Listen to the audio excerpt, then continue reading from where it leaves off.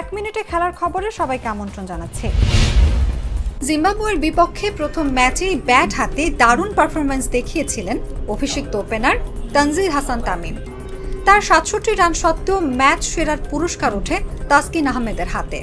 এমন পারফরম্যান্সের রহস্য জানিয়ে তাসকিন বলেন, ১১০% দিয়ে অনুশীলন করেছি, যার ফল পেয়েছি আমি।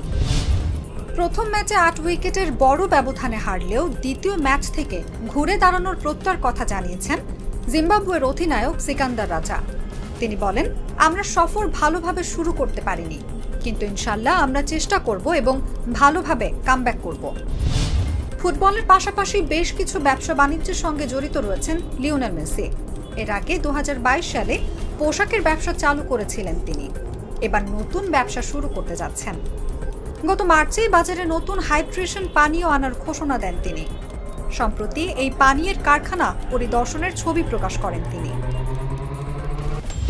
এখানেই শেষ করছি এক মিনিটে খেলার খবর। এতক্ষণ সাথে থাকার জন্য ধন্যবাদ সবাইকে।